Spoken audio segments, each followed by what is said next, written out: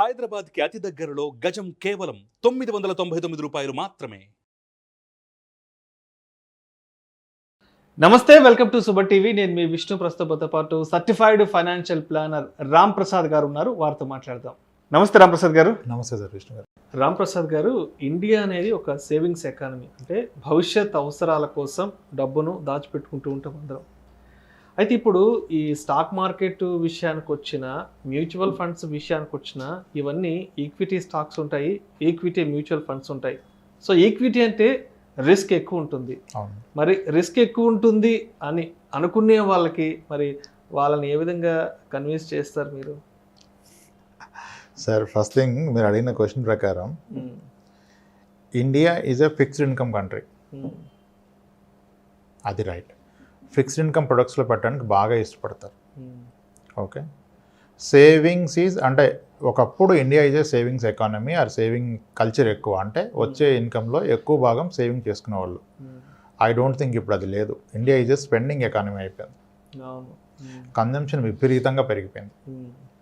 ఒక 3 pairs మాత్రమే డ్రెస్సులు ఉండేవాళ్ళు ఎంప్లాయీస్కి ఉండేవి, 3-4 pairs. ఇప్పుడు ఏమైంది? 20 pairs 30 pairs అయిపోయింది. ఎవ్రీ వీకెండ్ షాపింగ్ పేరుతో ఖర్చు పెట్టేస్తూనే ఉంటున్నాం. మరి ఇంత స్పెండింగ్ హ్యాబిట్ పెరిగినప్పుడు బెనిఫిట్ ఎవరికి అవుతుంది? Who will get benefit out of the spending? ఇంత టెక్స్టైల్, ఇంత లెదర్, ఇంత ట్రావెల్ ఎక్స్పెన్సెస్, ఇన్ని ఫుడ్ కోర్ట్స్, ఇన్ని డెలివరీ యాప్స్, ఇదంతా who is getting benefit out of the spending habit? Corporate companies, industries, everything. So ఆ profit మనం capture చేయాలంటే ఎక్కడ పెట్టాలి? మనం వాటిలోనే పెట్టాలి కదా. దీన్ని ఇంకా ఫర్దర్ సింప్లిఫై చేయడం కొరకు నేను ఒక ఎగ్జాంపుల్ ఇస్తాను మీకు. ఒక బ్యాంకింగ్ కంపెనీ యొక్క రిజల్ట్స్ అనౌన్స్ చేసినప్పుడు ద కీ పారామీటర్ ఏంటంటే మీ నెట్ ఇంట్రెస్ట్ మార్జిన్ ఎంత అని అడుగుతారు. నెట్ ఇంట్రెస్ట్ మార్జిన్ ఎంత బాగా పెరిగితే ఆ బ్యాంకింగ్ స్టాక్ అంత బాగా పెరుగుతుంది. ఇక్కడ ఒక విషయం అర్థం చేసుకోండి. ఇప్పుడు సేవింగ్ చేసి అతను ఏం చేయాలి? బ్యాంక్లో ఫిక్స్డ్ డిపాజిట్ చేయాలి, అంతే కదా. ఫిక్స్డ్ ఇన్కమ్ ప్రొడక్ట్సే కొంటారని చెప్పాను కదా. ఇప్పుడు బ్యాంక్లో ఒక వ్యక్తి ఫిక్స్డ్ డిపాజిట్ చేశారు.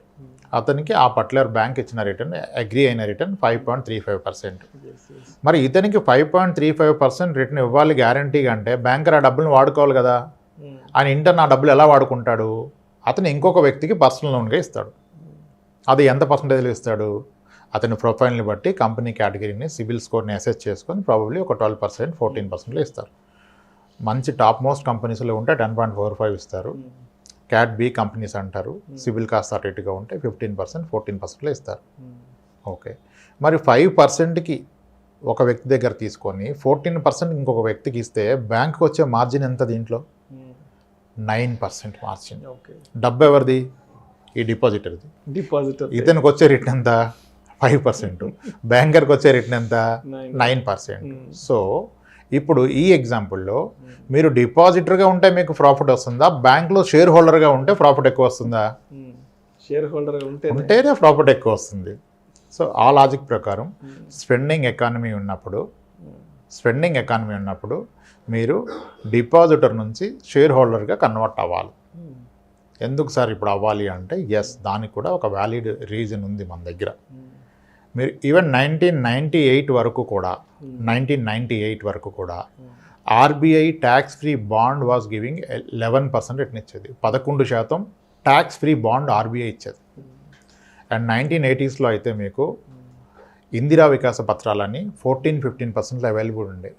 ఫిక్స్డ్ డిపాజిట్లు 15, 16, 18% వరకు ఉన్నాయి. అప్పుడు ఆ రిటర్న్ ఉన్నప్పుడు ఈక్విటీ కూడా 13-14 ఇచ్చింది. మరి రిస్క్ ఉన్న దాంట్లో పెట్టి 14%, 15% కన్నా రిస్క్ లేకుండా గ్యారంటీగా 17-18 ఈజ్ ఎ గుడ్ ఆప్షన్ కదా. డెఫినెట్గా 1980s వరకు, 1990s వరకు కూడాను మనకి ఈక్విటీలో రిస్క్ తీసుకోవడం కన్నా fixed income products are very good. చాలామంది ఉన్నారు 5 yearsలో ఎఫ్డీ డబుల్ అయిపోయిందని ఆ ఎక్స్పీరియన్స్ అయిన వాళ్ళు. ఎస్బీఐ బ్యాంక్లో బ్యానర్స్ ఉండేవి, ఇందిరా వికాస్ పత్రాలు 5 yearsలో డబుల్ అని, ఫిక్స్డ్ డిపాజిట్స్ డబుల్ అని, ఆర్బీఐ ట్యాక్స్ ఫ్రీ బాండ్స్ 11% అని ఉండేవి. సో అప్పుడు ఈక్విటీ కన్నా అవే రైట్. కానీ ఈరోజు ఎంతలో ఉన్నాయి? మీ ఫిక్స్డ్ డిపాజిట్లు ఏ రేట్ ఆఫ్ ఇంట్రెస్ట్కి పడిపోయినాయి, ఆర్బీఐ బాండ్స్ ఎక్కడికి వెళ్ళిపోయినాయి. సో ఇప్పుడు ఆప్షన్ లేదు కదా. సో ఇంకొక విషయం చెప్పదలుచుకున్నాను ఇక్కడ నేను. మీకు 1980స్లో లక్షాధికారి అని ఒక పదం ఉండేదని మనం మాట్లాడుకున్నాం ఇంతకుముందు, మీకు గుర్తుంది కదా. ఒక 40 ఏళ్ల క్రితం ఆ టైంలో లక్షాధికారి ఎందుకు అన్నారో నేను చెప్తాను. లాజిక్ బిహైండ్ లక్షాధికారి. ఇప్పుడు అంటలేదు కదా ఎవరు లక్షాధికారి అని, ఇప్పుడు కోటీశ్వర్లు అంటున్నారు. లక్షాధికారికి వెరీ సింపుల్ మీనింగ్ అండి. లక్షాధికారికి మీనింగ్ ఏంటంటే అసలు లక్ష ఉంటే ఏమైంది ఆ రోజు అర్థం చేసుకుంటే మీకు లక్షాధికారి ఎందుకు అన్నారో అర్థమవుతుంది. 1980s ఫిక్స్డ్ డిపాజిట్ ఇంట్రెస్ట్ 18% నడుస్తున్నప్పుడు 1 లక్ష మీ దగ్గర ఉన్నట్లయితే మీరు బ్యాంక్లో ఫిక్స్డ్ డిపాజిట్ చేసి మంత్లీ ఇంట్రెస్ట్ తీసుకున్నట్లయితే ఇంచుమించుగా మీకు 1500 రూపీస్ పర్ మంత్ ఇంట్రెస్ట్ వచ్చేది. కానీ 1980లో ఒక బాగా బ్రతికే ఫ్యామిలీ, అద్భుతంగా స్పెండ్ చేస్తారన్న ఫ్యామిలీకి అయ్యే మంత్లీ ఖర్చు 600 రూపాయలు. అంటే ₹1,00,000 కనుక ఎఫ్డీ చేస్తే అతనికి వచ్చేది 1500, ఆయనకి అయ్యే ఖర్చు 500-600. చాలా లావిష్గా బ్రతకొచ్చు కదా. అదే కదా లక్షాధికారి అంటే. మీకు ఏ బాధరబంది లేకుండా అన్ని ఖర్చులు పోగా ఇంకా మీకు ఖర్చుల కన్నా డబుల్ ట్రిపుల్ మనీ చేతిలో మిగిలితే అదే కదా అదృష్టవంతుడు, ధనవంతుడు. అందుకనే లక్షాధికారి అయింది. ఈరోజు ₹1,00,00,000 ఎఫ్డీలో పెడితే కూడా నెలకి 40,000 రాదు. 40,000లో ఫ్యామిలీ కావడమే కష్టంగా ఉంటుంది. కాబట్టి ₹1,00,00,000 కోటీశ్వరుడు అనే మీనింగ్ ఈరోజు లేదు. కానీ లక్ష అనేది లక్షాధికారి ఎందుకు అయ్యారంటే 1 లక్షని కనుక ఫిక్స్డ్ డిపాజిట్లో పెడితే ఏ బాధరబంది లేకుండా తరాలు బ్రతకగలవనే నమ్మకంలో ఉన్నారు కాబట్టి లక్షాధికారి అన్నారు. ఈరోజు అవకాశం లేదు, కోటికి కూడా లేదు కాబట్టి కోటీశ్వరుడు అనే పదం వెళ్ళిపోయింది. కోటీశ్వరుడు లేదు ఈరోజు, ప్రాబబ్లీ మిలియన్స్ బిలియన్స్ వాడుతున్నారు. అది సార్. సో కాబట్టి ఇప్పుడు ఎకానమీ ట్రెండ్ చూడండి మీరు. ఒకనాడు ఆనాడు 1980s 90sలో ఈక్విటీ కన్నా ఫిక్స్డ్ ఇన్కమ్ ప్రొడక్ట్సే better, safe. The rich people use to invest. Rich people కూడా దీంట్లోనే పెట్టేవాళ్ళు, ఫిక్స్డ్ ఇన్కమ్లోనే పెట్టేవాళ్ళు. ఈరోజు సిచ్యువేషన్ మారిపోయింది. India is no more a savings economy. This is a consumption economy. It's consuming more. అందుకనే కదా ఇన్ని ఎఫ్ఐఎస్ ఇండియా వచ్చి ఎందుకు పెడుతున్నారు? మ్యానుఫ్యాక్చరింగ్. ఎంత మ్యానుఫ్యాక్చర్ చేసినా ఈ పాపులేషన్ కొనేస్తుంది, ఇక్కడే కన్జ్యూమ్ చేస్తుంది. ఒకటి మ్యానుఫ్యాక్చరింగ్ కాస్ట్ తక్కువ ఇండియాలో compare to other countries. And అంత కష్టపడి అంత తక్కువ రేట్లో ప్రొడ్యూస్ చేసిన ప్రొడక్ట్ అంతా ఇక్కడే కన్జ్యూమ్ చేస్తున్నారు. So people are happy to invest in India. So ఎకానమీలో ఈక్విటీ పార్టిసిపేషనే కదా. Economy is nothing but equity.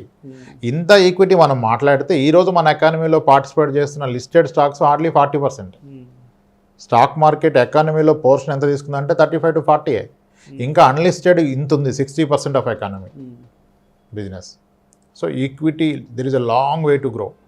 Huge growth potential ఉంది. ఒకనాడు లేదు కానీ ఇప్పుడు ఉంది. ఇది ఇప్పట్లో ఎండ్ అవ్వదు. రాబోయే 30 years వరకు ఉండొచ్చు, 40 years వరకు ఉండొచ్చు. ఆ ట్రెండ్ మారినప్పుడు అగైన్ మళ్ళీ మేబీ రివర్స్ అవ్వచ్చు. బట్ ఇప్పుడైతే రాబోయే 20-30 ఏళ్ళకైతే మీరు వరి అవసరం అవసరం లేదు. ఈక్విటీ తప్ప వేరే ఆప్షన్ లేదు మనకి. Yes sir. Thank you so much Ram Prasad garu. ఈ ఈక్విటీ స్టాక్స్ గురించి, అదేవిధంగా ఈక్విటీ మ్యూచువల్ ఫండ్స్కి సంబంధించిన రిస్క్ అనాలిసిస్ గురించి ప్రేక్షకులకు చాలా డీటెయిల్గా తెలియజేశారు. Thank you so much. Right sir. Thanks అండి.